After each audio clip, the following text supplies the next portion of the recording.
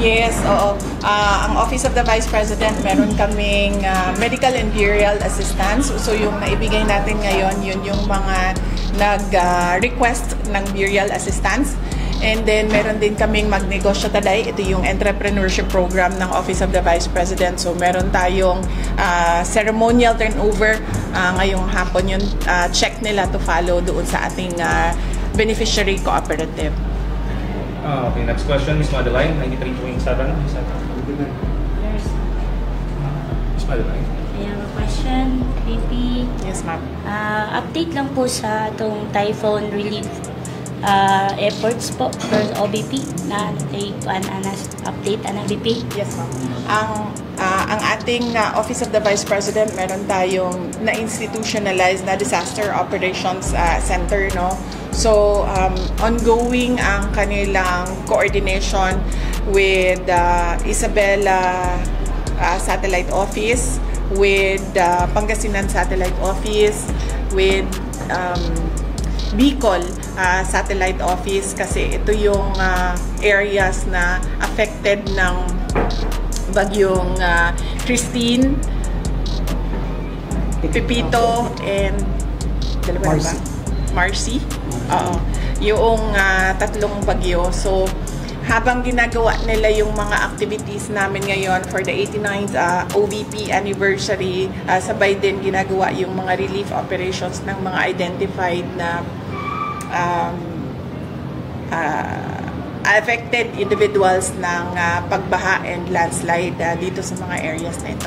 BP, ma'am, unsay reaksyon nimo, ma'am, nga matag interview BP o hisgutan sa Quadcom ang mga Duterte family, dagay mga bagyo mosulod. Pero if ever kung di ka hisgutan, why bagyo nga mosulod sa atong nasod? Unsay imong reaksyon na BP? Dili ginako na siya matubag, no, kay dili ta maka-predict sa weather, pero ato dito na lang, sir. Okay. Ato dito na lang, sir. Next Okay. question, Sir Louis Oranda, Jimmy Sting.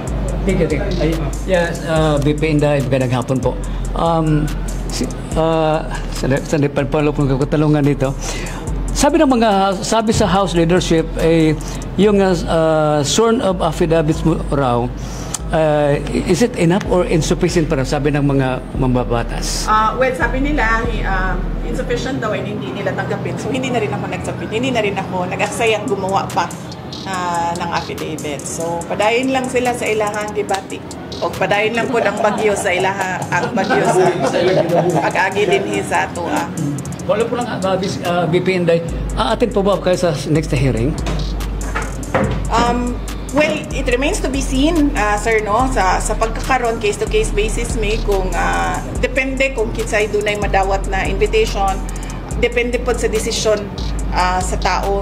Wala ko nagapugos sa mga OVP personnel nga mo attend, wala po ko nagsulti sa ilaha nga ayaw attend. Ang ako agi permi ginasulti sa ilaha, kinahanglan magdesisyon mo, kinahanglan pahibalun mi sa inyong desisyon para kibalun mi kung unsa ang amo ang matabang para sa inyong Okay, next question, Sir Alex, PNA.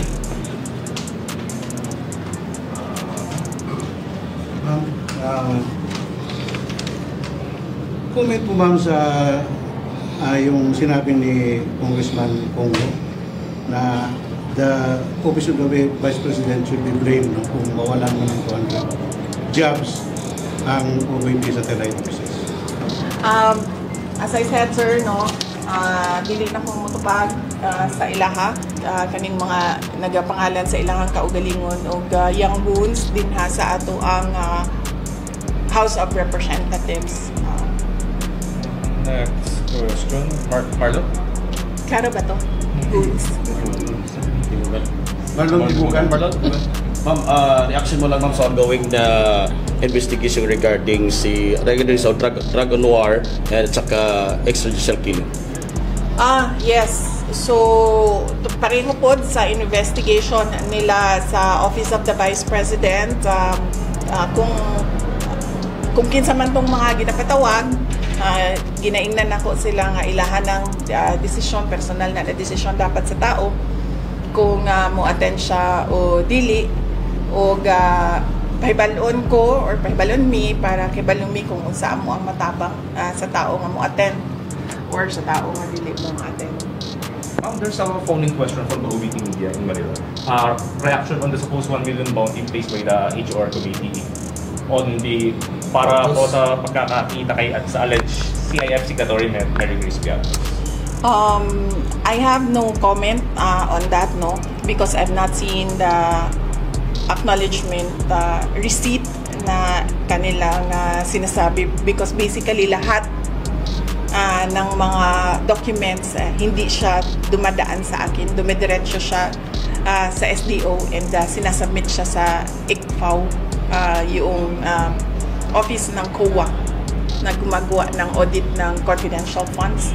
So hindi ako makakomment, lalong-lalo na hindi namin alam kung paano pinroseso ang pagbigay ng copies ng ARs or ng submissions namin sa COA to the House of Representatives, and sino ang nag-handle noong mga documents. Isa pang follow-up nila, Deputy Speaker David Suarez claimed that OVP is hiding with Gina Acosta in Caraga. That's why there's an ongoing event here in Butuan. Well, alam naman ng lahat na it's the 89th anniversary of the Office of the Vice President, and hindi lang Caraga ang merong activities in relation to the anniversary, no. In fact, sa susunod na araw nasa Bukidnon kami for Southern Mindanao, Central Mindanao, and then nasa Lanao del Sur kami for Western Mindanao, and then for BARM, and then nasa Isabela City kami for Western Mindanao, and then meron din kami sa Cebu, meron din kami sa Leyte, meron din kami sa Ifugao. All these were planned and prepared last year when we proposed our budget in relation to our Thanksgiving activities, in relation to our anniversary. November 15 yung anniversary, pero before and after November 15, madaming activities ang Office of the Vice President. Next question, Sir Fred, please go na 25. Vice, latest survey po ng SW, nag-tie kayo ni Senador Torpo at yung iba is huli lang talaga. May posibilidad ba na sa presidential election magtandim ang Senador Torpo? Any reaction po dito? Sa pagkakaroon, sir, wala pa magugoy. Sa ngayon, hindi ko pa iniisip yung 2028 election dahil napakaraming nangyayari araw-araw. Hindi natin alam kung anong mangyayari bukas at hindi ko alam kung tatakbo ba ako sa 2028. Pero sa lahat ng mga nagtatanong simula noon hanggang ngayon, sinasabi ko sa kanila, I think for a presidential candidate, the perfect time to decide would be December of 2026, the year before filing ng candidacy, assuming automated siya, filing of candidacy sa 2027. Yun siguro yung perfect time para sa mga kandidato na mag-decide kung tatakbo sila. Next question, Sir Glenn, Magic FM. VP Inday, anong mangyayari sa 200 na mga personnel if ever matuloy na mawalan sila ng trabaho? Actually, sir, estimate lang man to nako, no. Wala gyud ko kibalo exactly kung pila gyud ang mawalaan og trabaho, but definitely kung dunay budget cut and ma-appeal tong portion dito nga naka-charge ang mga sweldo sa mga tao, dunay mga mawalaan og trabaho. There's a follow-up from the OVP media. Comment reaction of the Philippine government's prison exchange agreement with Indonesia to secure the repatriation of Mary Jane Pelosi. I cannot comment on that. I think the best person to comment on that would be the Department of Foreign Affairs. Likely sila yung gumawa nung negotiations and they know the details of the negotiations. I do not have personal knowledge of the details of the negotiation. Sir Lando, Radyo Servicio. Yes, BP, sayang kayo ang nasugdan sa imong papa nga si Tatay Digong. Katong project na to, Mindanao Railway, mo na ito'y paglaom sa taga Mindanao nga muuswag kung gulambo ang Mindanao pero gipahunong karon sa kasamtang administrasyon. Kung sa imo po Mindanao? Well, yes, sir, maupod na ang kuano. Yan din ang kinakasama ng loob ko dahil I run on the platform of continuity and unity, particularly the Build program of the previous administration of President Duterte. And in fact, hindi lang yung Mindanao Railway ang unappropriated ang Philippine government part, no, na mga obligations. Meron pang mga ibang mga projects na ganun din hanggang ngayon. Kaya masakit sa loob ko dahil napakalaking tulong yan, hindi lang sa Mindanao, lahat ng mga projects sa buong bansa. And we are still hopeful na matutuloy yung mga build big ticket projects. Sir Ray, Bomboradio. Vice, good afternoon. Tuloy-tuloy pa rin ba yung magiging programa ninyo, yung pagbibigay ng ayuda possible next year, lalo pag ginigipit ngayon yung budget na hinihingi ninyo? Okay. Sa Office of the Vice President, sir, wala kaming ayuda. Pag merong humihingi sa amin ng ayuda, we usually refer it to DSWD because ang prinsipyo namin, sir, hindi dapat ayuda ang binibigay sa tao na nangangailangan. Dapat binibigyan siya ng mapayapang pamumuhay. Dapat binibigyan siya ng oportunidad para makapagnegosyo. Dapat binibigyan siya ng oportunidad na makapaghanap ng trabaho. Yun yung prinsipyo namin. Meron kaming ngayon na pinamimigay. Ito ay Thanksgiving na mga grocery packs namin. Kasama na ito sa Christmas because tradisyon ng Pilipino ay gift giving during Christmas. Meron din kaming rice box. Binibigay namin ito sa individuals in crisis. Pero yung sabihin mo na tira bahala nga panghatag og ayuda, wala kaming ganon sa OVP. We still believe, and it is our platform and it is in our budget, na good governance is the key to nation building. So hindi nasusolusyonan ng ayuda yung problema ng mga tao, lalong-lalo na sa kapos na pang-araw-araw, lalo na sa kawalan ng trabaho, at sa safety and security and well-being ng tao. So kahit man noong ako ay mayor ng Davao City, we always endeavored to implement peace and development instead of dole-outs. Isa pa po sa ako ang kuan nianing mga ayuda kay mura basyag kana ganing insulto sa kawadon sa taong murabag wala man ka 5,000 ra imuha humanata mura gingana ba nga sa pananaw nako ang trabaho sa gobyerno paniguraduhon nga dunay oportunidad ang mga tao kontra sa hatagan nimo siya og dole out. Kano pa Vice, nakita ba nimo ano na pahigayon nga mahatag ang pundo yung pangayo lagi na sa Senate? Gihatag na namo na no sa Congress, both sa House of Representatives and sa Senate kung unsa ilahang desisyon may tungod sa budget sa Office of the Vice President. Ang amua lang kung unsay ihatag mo among dawaton mo ang amuang iapod-apod sa mga programa o proyekto sa amuang opisina. Next question, Ivy. Yes, sir. VP, good afternoon. Grabe ba kainit ang lugar? On sa na po ang aircon. Sir, Ralph. I think matay sa ano. Yes, saglit lang po, ma'am, ha? On na po natin yung air. Cool down. Okay. Wala na. Grabe. Yes, ma'am. Yes, VP, regarding pa sa imuhang gingon kanina undecided to magaturan sa election for presidential election. But then, na mo survey, VP, nga ikaw magyunagunas for presidential survey. So, unsa ba imuhang assurance po sa mga kining nag-aghat sa imuha karong VP to run for president for the next election? Appeal sila, ma'am. Yes. Appeal sila sa ako ang pagsiguro buhat sa desisyon sa umaabot na mga panahon. Sigurado ko doon ay konsultasyon nga mahitabo, especially sa mga parallel groups, mga ordinary citizens nga nag-aauhag yun nga mudagan ko pagka presidente. So apilo na ko sila pag mugna sa akong desisyon. Follow-up question, VP.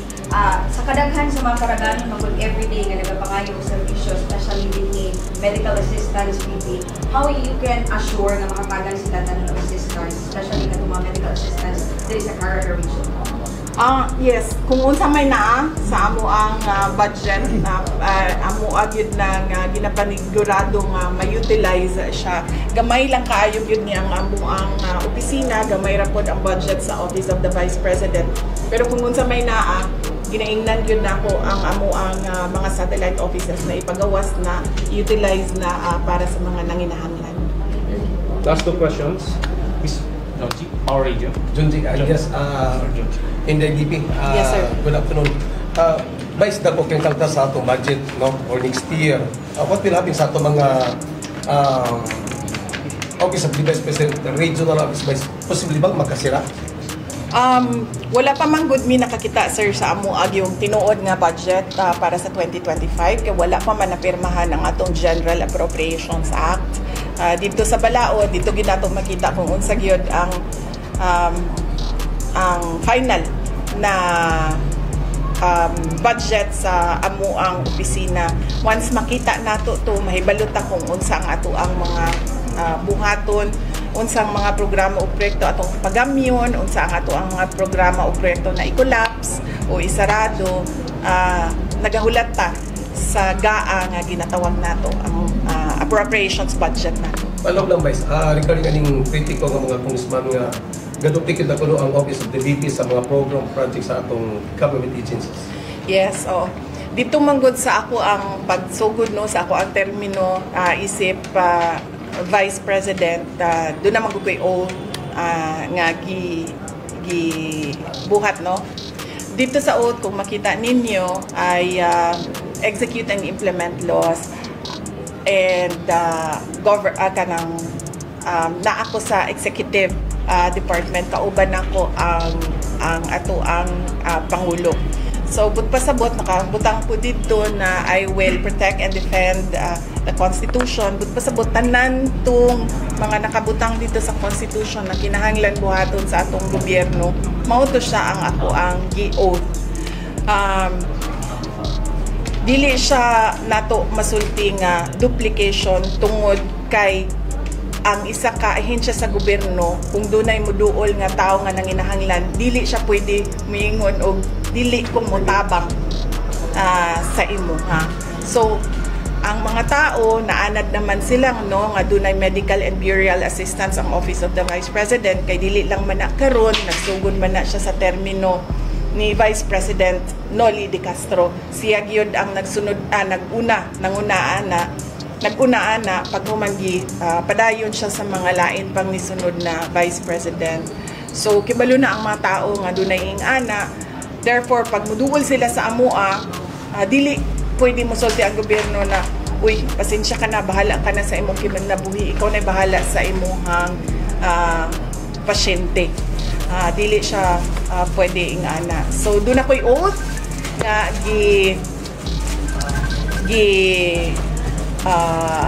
undertake na dito sa ako ang oath na tanan nga naa sa Constitution nato kinahanglan gampanan sa isa ka Vice President. Therefore, dili ko pwede mo dili sa mga tao nga nangayong tabang. Sir, singit lang po, regarding po sa katatapos lang na turnover ceremony, ano po ang ilan sa mga batayan para ma-qualify as beneficiary ng magnegosyo tayo? Ay, yes ma'am. Doon na tayo guidelines ma'am para mag-apply ang ato ang mga associations, ato ang mga cooperatives, and even individuals no pwede mag-apply sa magnegosyo taday. Mag-anhi lang sila sa ato ang satellite office kung taga dinhi sila sa Caraga or Northern Mindanao dinhi sa Butuan City. Tapos kuhaon nila tong mga requirements nato para mag-apply sa grant, financial grant, and i-process na mo siya. Final question, Sir T. Okay, ma'am, what is your biggest, the biggest challenge karon as Vice President sa Pilipinas? Actually, ang ako ang mga kauban sa Office of the Vice President kay kung makita ninyo, luwigid kayo sila sa pag-persecute sa ako, sa paghukod sa ako, sa pagdaot sa ako ang pangalan, na-appeal ang ilahang trabaho, na-appeal ang ilahang pangalan. And maluoy ko tungod kay, as I said, ako politiko man ko, mga politiko, gubaon maginaimohang pangalan because there's a race, no? So, para makalamang ang kalaban, mandaot yun na sila o ilahang kakompetensya sa politika. Pero kanimang mga kauban ako sa Office of the Vice President, dili ni sila mga politiko, dili po sila mga political officers. Naanad lang yun ni sila nga magtrabaho. Mao man yun na ang amuang delineation din sa opisina. Ako ang politiko, sila ang magtrabaho sa panggobyerno. That is the reason also nga no, bawal yun ang mamulitika diri sa amo ang mga satellite offices and even sa amo ang central office.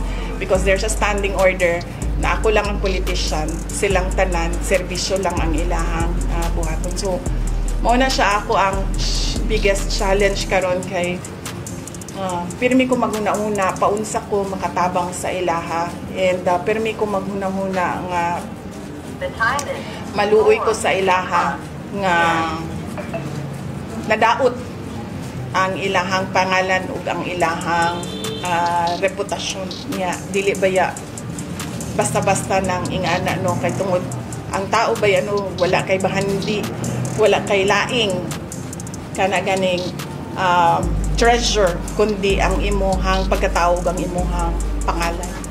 Mag-isag sige kang na ma'am, pero unsa may sikreto sa Vice President nga guwapa magigihapon kayo? Basta terminan ko na siya ginasulti sir no, sa tanan kung asa man ko moabot, ginasulti ginako na basta Pilipina guwapa gid na. Tungod kay ang atuang nasod nakaproduce ta og upat ka buok Miss Universe. Sa Miss Universe lang na ha, do na pay laing mga kompetisyon nga do na pud tay mga nidaog. So walay question sa world-renowned beauty of a Filipina. Ma'am, lastly ma'am, imong Christmas greetings ma'am for Caraga Region. Yes, oo. Naghinaot ko nga malipayon ang celebration sa Pasko sa ato ang mga kaigsuunan dinhi sa Caraga ug sa Northern Mindanao. Bahala na dili garbo, bahala na dili dako, bahala na dili mahalon ang ato ang mga regalo. Ang importante na lipay ang ato ang mga minahal sa kinabuhi tungod sa atong kamaayo sa ilaha. Thank you. Thank you.